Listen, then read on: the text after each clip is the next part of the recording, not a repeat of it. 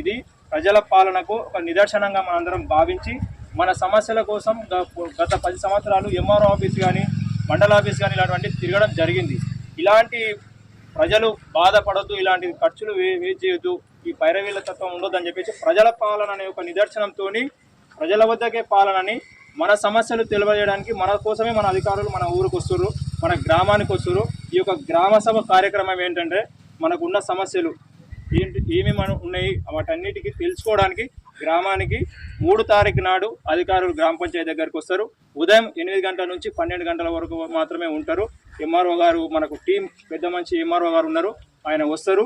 కాబట్టి మీరందరూ మీ యొక్క సమస్యలను అన్నీ కూడా మరి మీకున్న ఏ సమస్యలు ఉంటే మరి ఏ సమస్యలు ఉన్నాయి వాటన్నిటిని కూడా ఒడిదుడుకులు గురి కాకుండా ఎవరు చెప్పిన మాటలు వినకుండా కరెక్ట్గా రాసి చేసుకోండి. ఒకసారి అవకాశం వస్తే మళ్ళీ టైం తీసుకోవాల్సి వస్తుంది. 10 సంవత్సరాల నుంచి రేషన్ కార్డు కూడా లేదు. ఇలాంటివన్నిటికీ మనకు మంచి అవకాశం వచ్చింది. ఇట్లాంటి ఒక ఫామ్ ఇస్తారు, ప్రజాపాలన చెప్పి ఫామ్ ఇస్తారు. ఫస్ట్ కాలంలో మనమే నింపుకోవచ్చు. ఫస్ట్ కాలంలో ఏంటంటే మన కుటుంబంలో ఎప్పుడైనా సరే మహిళలను ముందుగా తీసుకుంటుంది. మహిళ ఏదైతే కుటుంబం పెద్దగా మహిళ ఉంటే మహిళ పేరు రాయండి, భర్త ఉంటే భర్త పేరు రాయండి.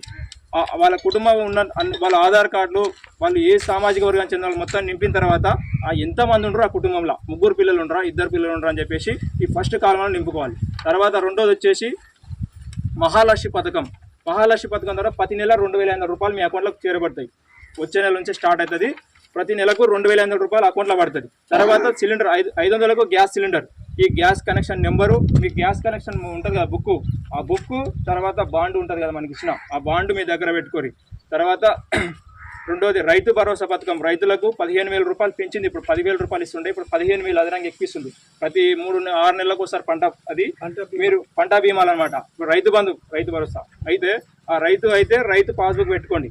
తర్వాత లేదు కౌలు చేసుకుంటున్నాం అంటే కౌలు రైతు కూడా వాళ్ళ యొక్క అకౌంట్ బుక్ను మాత్రం పెట్టుకోరు, ఎందుకంటే పొలం వాళ్ళ పేరు ఉండదు కాబట్టి కౌలు రైతు అని చెప్పి రాసుకోండి.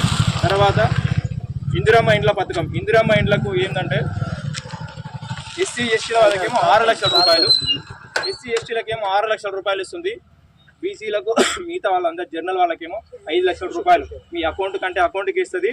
దానికి సంబంధించిన మీ అకౌంట్ అవి ఇవ్వాలి. తర్వాత